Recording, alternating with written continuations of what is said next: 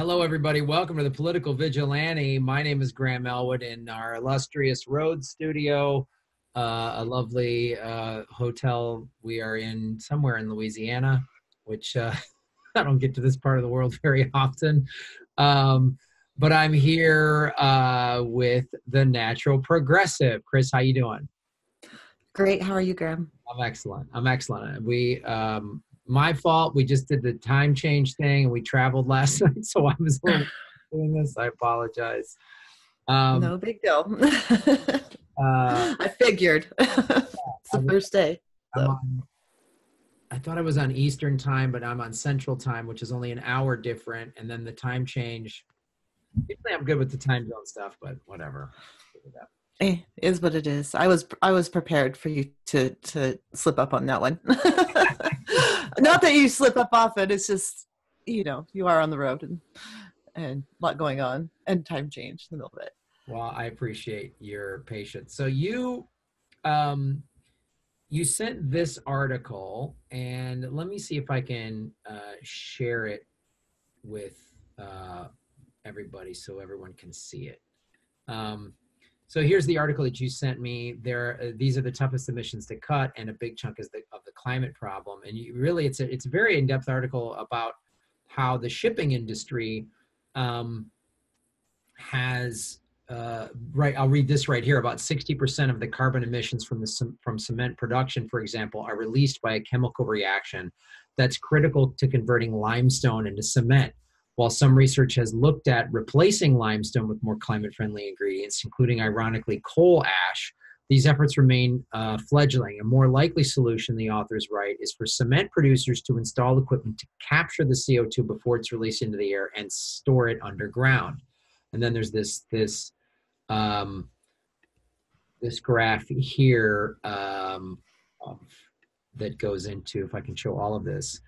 The hardest emissions to eliminate, about a quarter of global industrial carbon dioxide emissions, come from sources that are hard to eliminate with existing policies and infrastructure. A new paper explores what it would take to cut these emissions. And you see electricity, the toughest ones that are to eliminate are iron and steel, cement, variable electricity, shipping, aviation, and long distance road transport. Now, when this is introduced, this is the kind of stuff that Sean Hannity goes, or Meghan McCain, I did a video about that, how the Green New Deal says you can't fly anymore. They always have these kind of ridiculous reactionary things to them, but all this is saying is, at least for me, when I read this, I go, well, this is a challenge that, to me, part of the Green New Deal would be, let's put some money in research into how can we find a better way to do iron and steel and cement and shipping and aviation, these areas on that graph that are harder to eliminate. So what do you think, your thoughts on this? I mean, I have a lot of thoughts. So I basically went through the process in my head, what we'd have to do and what it would take to put together this Green New Deal, which is based off of the original New Deal. And the first thing that popped into my head when I really started thinking about what we would need to do that is they built bridges, they built roads, they built dams, to build these jobs and all that. When you're talking about trying to convert back to a sustainable lifestyle, sustainable civilization, or you can't do all that building, not on that scale, because of the steel and the cement and all of that. You may be able to counteract that a bit if we could bring our entire military home, and then the military, the reductions from what the military does might counteract the other stuff we're building. But I think a huge part of it too would be to diversify our farms, our food growth, the way we do that, to become more sustainable in local areas and be more flexible when we have the extreme weather. so that all of our big crops aren't like being wiped out at once. So that's one thing they really need to consider. Definitely have to end the wars, bring the troops home and put them to work. Vacant parking lots, rip them up and make them into gardens, community gardens for people. Make incentives for people to do that, and also incentives for people to, and businesses to hire people locally, because that way there's less people on the roads, less cars on the road. Stop producing the combustible engine. Don't do the cash for clunkers thing. That's a scam for the industry, because they require you to turn in a perfectly good car that they're going to smelter down, and then they'll make you buy a new car, and that's not right? So just start maybe electrical cars, but don't build any more combustion engine cars. Okay, I have a lot of ideas, but those are some. Let's let you comment for a minute. Those are all fine ideas, and I think that's the thing is that gets lost is people just hear this stuff, and of course there's always the fear reaction, and the companies that have all this money and the fossil fuel industry fund, they pay for this sort of fear. Oh, they're going to take away your jobs. Ocasio-Cortez is going to put truckers in jail or whatever. They're crazy fear. No, they're crazy. But at the same time, people need to wake up, and there's going to have to be some major changes. The government's not just going to handle it for us all. We have to learn it to live more sustainably, more locally, not ship in so much product from other countries. We should be producing our own food and be sustainable locally. Just because of the shipping costs, that would go a long ways to decrease the shipping costs. And if you had people working closer to their homes, you wouldn't have the car emissions and the traffic on the highways and all that. Something to discuss is the diesel engine was created by Adolf Diesel 100 years ago to run on vegetable oil. So, he created that so farmers could be more self-sustaining. And so I think to me, the Green New Deal is like you're talking about. There's a lot of we just got to learn how to live differently, but also let's find some solutions that I always refer to this. There's a great story of in the early 1900s in Washington, D.C., there was this huge manure problem because everyone had a horse and buggy, and all this horse manure was everywhere. It was awful. What do we do? And all this stuff. And then, they heard about this guy, Henry Ford, that came up with this crazy horseless carriage in Detroit. And first it was the train. You got to go back to the train. They thought the train would solve the problem, but it made it worse. Right. And then the car made that better. But yeah, sorry, I didn't mean to interrupt you. It's just I heard the story. I know what it is. But the point of it is,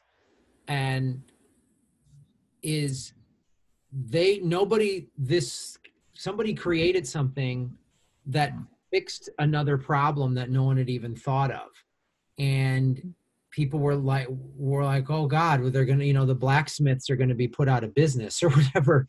And it's I think that example is we need to me, a big part of the Green New Deal is research and development to come up with some solution that we haven't even thought of. I mean, we're sitting here. This is the way we're talking. This is Star Trek when I was a kid, when you were a kid. This isn't even possible, let alone this has more technology in it than how they put somebody on the moon. So it's there's so many solutions out there that we haven't thought of. There's also solutions that are being done, but there's just no money behind them to put on a mass scale. And I mean, I think about this all the time because I know I've looked into converting you can convert an old diesel engine to run on vegetable oil. And a big issue is cleaning it, used vegetable, cooking oil, filtering it. It's a very messy process. And then, but I was like, what if every restaurant that used cooking grease, instead of paying right now, if you have a restaurant with cooking oil, the used cooking oil, you pay to have somebody take it, and it's this expensive process to have it cleaned. what if there was this very simple sort of filtration thing. You put it in, you dumped your old cooking oil, and then the parking lot of every restaurant that had this had a little pump, and then people with could fill up their cars. I mean, yeah, that's true. not to mention, But I'm pretty sure that still causes emissions. So I don't know. yeah, I mean, from what I understand, much about it's clean burning because you're burning vegetable oil. I could be wrong, but then also I hear about hydrogen cars and which are completely clean burning. And I heard people in the hydrogen industry say the only hurdle right now is just the infrastructure of fueling stations. So my point of these things are, there's not going to be, I don't think, unless somebody comes up with some completely new energy source that we haven't figured out yet, I don't think that there's going to be one fix, one silver bullet that's going to do all this thing. It's about doing all of this in every way that we can and addressing all of these real issues, like the article that you sent me about the hardest, the shipping industry, and how do we do that? And cement is a huge one, and it's an ongoing problem. Producing it causes a lot of pollutants, the chemical reaction, as it said, and then on top of that, it stays forever. It doesn't just go away. So we aren't causing all that pollution with the military. In that chart, it doesn't show the military, so it must be divided amongst all those different segments, because it doesn't say, the military isn't separated. So it's probably in aviation. Definitely, I can see that myself when I go up by Hill Air Force Base. They are constantly flying those jet fighters, constantly, every day. So, that's using up a lot of emission. They're already, which is a valid point. Aviation is really awful, but they're already doing work on biojet fuel. So burning jet fuel. So it's like there's so many things here. If you look again in this short distance light road transport, short distance medium heavy road transport, these are the ones that are easier to eliminate the emissions. But shipping, part of I think the solution, what you're talking about in shipping, is not only having more energy efficient or sustainable fuel ways of shipping, but also not getting all of these products shipped all over the world. I mean, that's part of it is, why are we buying things that were produced on the other side of the planet? I mean, it's like, it's crazy when you think about like produce and everything is shipped all over the world when it could be grown, especially now that we know about permaculture. I think there's some again, I think there's a lot of solutions out there that are already being used. They just don't have the political and financial backing to do them on a mass scale. Yeah, and they should be. There shouldn't be absolutely any economic concerns when we're dealing with the life of our planet.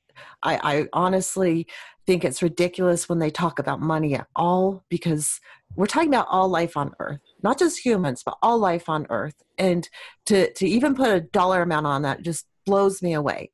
We should be utilizing all of our resources for that. And you bring up a good point with the permaculture too. We can't be sustainable with the big, large corporate farms. They're not diverse enough if they only have one crop, that one crop could be easily wiped out with a weather event. We should have small farms all over the country, and sure, you're going to have some crop failures, but if you're growing more than one type of food, then maybe some will survive and you'll still have some food. You know what I mean? But factory farming has to go. I didn't see that in there. I mean, it was briefly mentioned more sustainable farming practices, but it was pretty much growing industry and making it more ecological. But when you grow, you're going to cause more pollution unless we can get all of these other things in line. So bring the scientists in and make it a number one priority to get this stuff put together. Mhm. And if not, we're dead. Simple as that. It's true. We're done. And if we can't, like any species, if we can't evolve, then we're gone. Yep. That's, I don't think we're going to save the Arctic sea ice. I mean, it's crazy shrinking. It's so warm up there. It's like six degrees higher than average up there right now. And yeah, the extreme weather events. Oh my gosh, everything is happening already. I don't understand.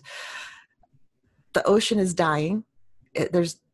And they're just increasing, the military is increasing activities in the ocean with sonar, which is killing whales and other life areas. There's dead zones in the ocean where nothing is surviving.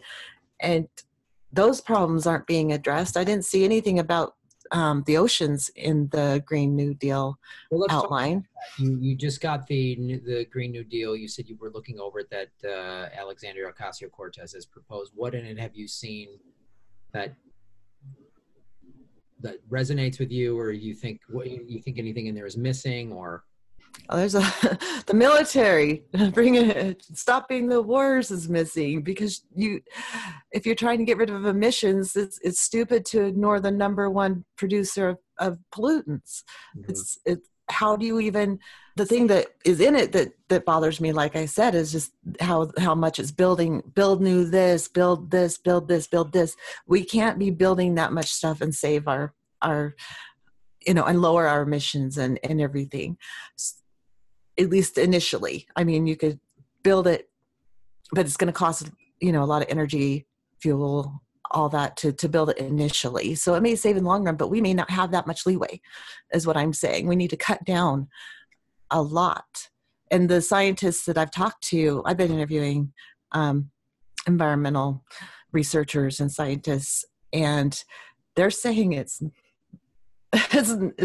just window dressing. It's not really going to do much, because they're not addressing all the problems. And it's pretty much corporate driven, a lot of it, because if they can make money off of it, they will. Right. And so we need to get the corporations and even the politicians out of the way and let scientists work on this problem, say what we need, and bam, put the military in place to do it. That's just my opinion. That's the thing I've talked about with this Green New Deal. I said, if it just gets sort of watered down, Pelosi style, then it's going to, it is just going to be that. It's just going to be feeding these corporations, and it's just going to be this long-term. Because, I mean, you saw when those little girls went to Dianne Feinstein's office, and she basically just said, shut up, I know what I'm doing. Because, in 20 years, she's going to be dead. And Chuck Schumer and Pelosi, they're all going to be dead because they're in their 60s or 70s. And so it won't matter to them. But those little kids are going to be in their 20s and 30s. And they're going to be in a nightmare. I mean, and so it needs drastic work. And I agree that we need to have the scientists need to just be telling us this is what needs to happen, and then put money behind the research. And and put it all, whatever it is, however it needs to be done, we need to be doing it. And we need to be doing it on the local governments, the way we did everything. I mean, look, in World War II, everybody had a victory garden, and we can be doing that. Like you said, rip up asphalt and turn it into a garden. And, just getting rid of single-use plastic and finding, all of that. I mean, there's all these plastics that are plant-based now that are compostable. And just implement that everywhere, so that all this stuff, all these little cups, I'm in this hotel, and there's like there's compostable products that, again, it's usually corn. So that's putting the farmers involved. And as I've talked about, the Chinese government has spent hundreds of billions of dollars every year on wind and solar. And that's what we need. We need a think tank of scientists, and there's can't be any corporate anybody in that think tank. No corporate interests. And I don't know how you keep them out. Right. How do you do that? Things like there's this the store in Manhattan that started this pre-cycling movement where you bring for everything, beans, rice, you bring your own glass jars and you fill them up and you pay for what's in there versus a package that you, so they're already eliminating all of, like, well, I mean, this is the thing that's in my hotel room. It's a coffee thing. It's all pre-packaged. And so you would come and bring like your own glass or long use plastic jar and fill it up yourself and just pay for what's in it. I think that's part of the thing, is stuff like that. And that's where it is going to take huge on a mass scale, and it is going to take more, like especially with plastics, like in talking to some environmentalists, they're like, we can't recycle our way out of this, because it's like, it's like being in a full bathtub and you pull the drain to drain it, but you still have all this water coming into it. It's just not enough. We need to stop producing as much plastic. So yeah, it's a thing where we need to be more and more unyielding. I mean, like, and talk about it and do as much as we can on a local level. Because for me, at least, if I just think of it like, oh God, then I'm in a dark place and I can't even, then I just feel like there's no hope and I don't want to go. Oh yeah, I try not to go into a dark place, but I've been kind of hanging with the doomers, so maybe I get there. But I think because I've realized this could be an issue for so long in my life, that I probably am a little bit more accepting of it. Not that I want it. I want to fight like hell to change it, to get people to ask questions, not just sit there and say, oh, the government's going to handle it if we just elect this person, or, push this person. But we really need a full out rebellion in order to do that. And we really need to keep pushing Extinction Rebellion. And I think the most important, well, not the most important part, but a big part of their goals is to get full disclosure of what is going on with the environment. And so people don't any longer go and say, oh, well, no, we're going into an ice age and it's a solar minimum and all that, and confuse the whole entire issue. You know what I mean? Mm-hmm. So they're not backing the truth tellers that are, the science. Did you do that story on how the climate change being caused by humans is now past like the 5-star level of scientific papers or something? That, oh, maybe it wasn't you. I watched too much climate stuff, but it's like, it would take like 3 million, 1 in 3 million chance, or 1 in 300,000 something chance. I'm getting my decibels wrong, I'm sure, that the information contained in those reports is false. So very minuscule, that climate change is real, climate change is human caused, and we are having a huge crisis, and it's going to get worse and worse and worse. And there's nothing anybody's doing about it. Our government's not doing anything. In fact, Trump is opening up more land out here for mining. I think I've told you about that, but now it's actually happening. And they're just skipping over the environmental reports. Oh, we don't need those. Allowing endangered species that are in the way to just be destroyed. I mean, come on. They're not doing anything. Nope. And I just want to scream at the top of my lungs, do something before we all die. And that's exactly what I'm doing. And but it is what you're doing. And I think also you're talking about the Extinction Rebellion is something for everybody to be involved with. And, it's what Hedges says. We need mass scale resistance, nonviolent resistance. And that's what it's going to take. I mean, that's what it's going to take. People just saying nope on a mass scale. So I think, you and I are not billionaires. We're not politicians. We're just, people that have a voice and a camera. And all we can do is get this information out there and hope that everybody watching this, please watch Chris at The Natural Progressive and share the video and get the information out there to people and do little thing in your community. I mean, that's Grow your own food. That's a big one. Growing your own food as much as you possibly can Mhm. really helps. First put a message out there to the corporations that you need to do things differently. We shouldn't have to depend on them for everything. Growing your own food is just an incredible way to show that you're self-sufficient. And it'd be hard to grow everything, but at least everything you can. I have chickens in the backyard for eggs, and I have plants growing right in this room. I have beets and radishes right now. I'm going to start some more next week. So that's the kind of stuff you should be doing. And you can do it indoors by a window. That's what I'm doing right now, container gardening. So every little bit we do helps, but nothing's going to matter till we get the military off of the wars and utilizing all that fuel and polluting the planet. They're the number one in the world. Yeah. I think for me too, it's also like I'm not backing down from any sort of fights with any people online, and not people with big followings. I don't fight with people with small followings, but people that have big followings, that have a big voice, I just call them flat out and say, so you're in favor of war? You're in favor of the planet dying? It won't matter. We can fix everything else. I tell people, we fix everything else. Sexism, racism, poverty, wage inequities. We can fix all that stuff, but if we don't fix the environment, it won't matter. Right. Yeah.